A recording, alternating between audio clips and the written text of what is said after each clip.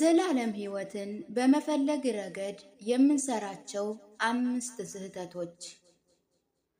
የዘላለም ሕይወት ፍለጋ የሰው ልጅ ጥልቅ ፍላጎት ነው።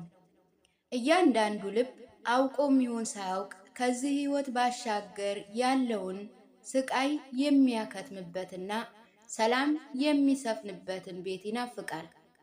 ነገር ግን በዚህ ናፍቆት ውስጥ ብዙዎች በትክክለኛ መንገድ ላይ እንዳሉ በማሰብ በተሳሳተ አቅጣጫ ይጓዛሉ። ይሄ ቅዠት ረቂቅ ግን አደገኛ ነው። አንድ ሰው በጥሩ ሐሳብ ብቻ ወይም ልቡን ባለወጠ እምነት ወደ መንግሥተ ሰማያት መድረስ ይችላል ብሎ ያስባል።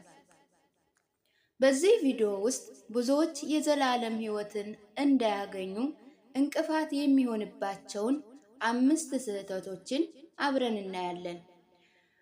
ሰላም ውድ የዩቲዩብ ተከታታዮች፣ በያላችሁበት ሰላማችሁ ይብዛ።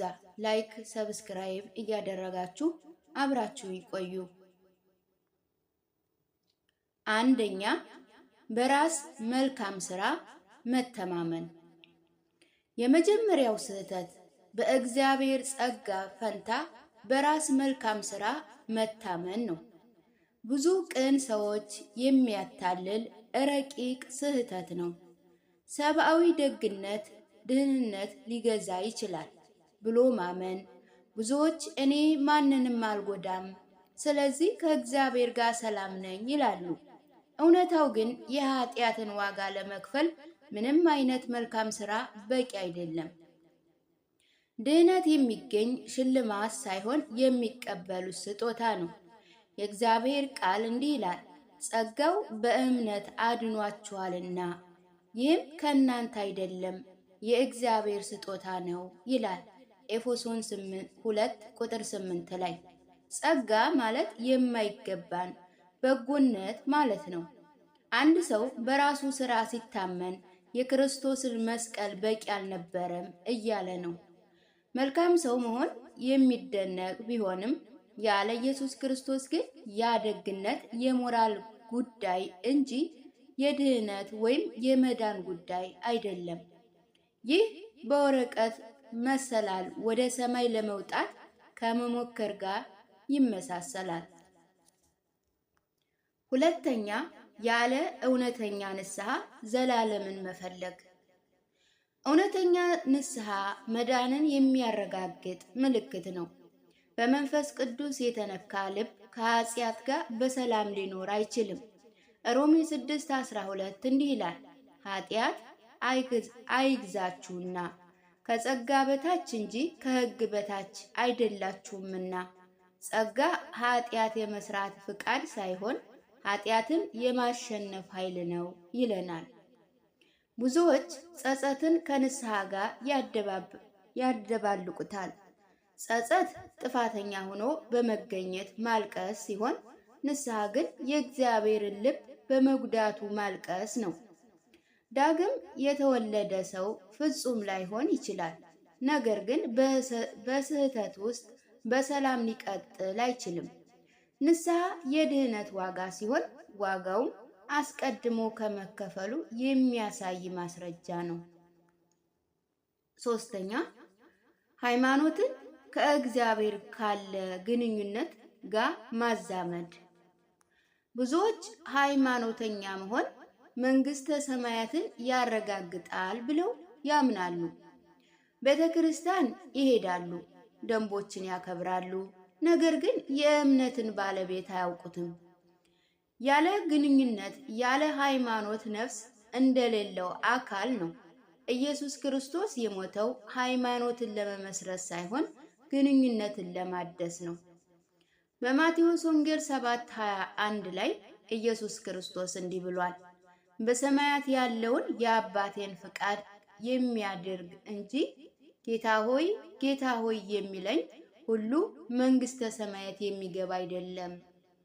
እውነተኛ እምነት የምንናገረው ሳይሆን ከእርሱ ጋር ስንጓዝ በውስጣችን በሚፈጠረው ለውጥ ይለካል።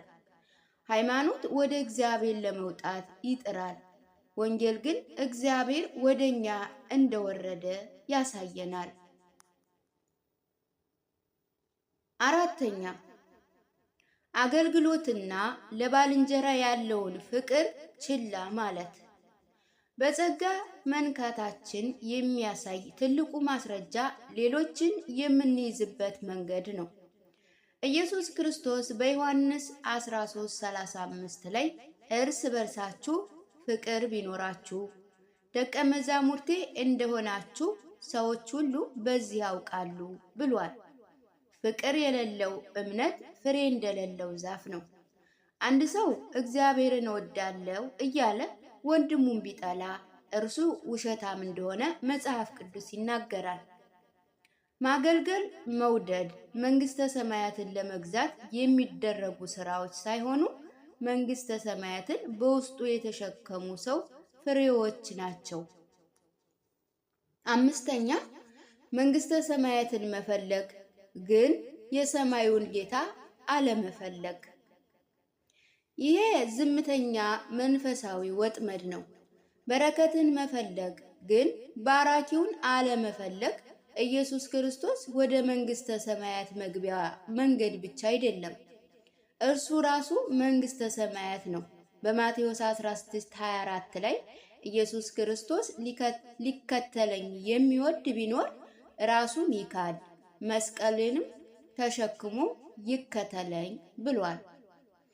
መንግስተ ሰማያት ከገሃነም ማምለጫ ብቻ ሳይሆን ከክርስቶስ ጋር የመሆን ጉጉት ነው። በመጨረሻ የዘላለም ሕይወት በጥረታችን የምናገኘው ሳይሆን በጸጋ የሚገለጥልን ነው። ኢየሱስ ክርስቶስ ደጁ ነው።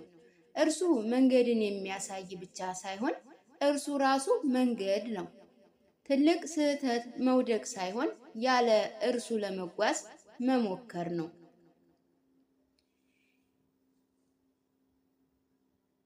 በመስቀል ላይ አስቀድሞ የተከፈለልን ዋጋ ለመክፈል መሞከርን ያቁሙ፣ ይቀበሉ፣ ይመኑ፣ በመንፈስ ቅዱስ የቀረበውን እንዲያደርግ ይፍቀዱ።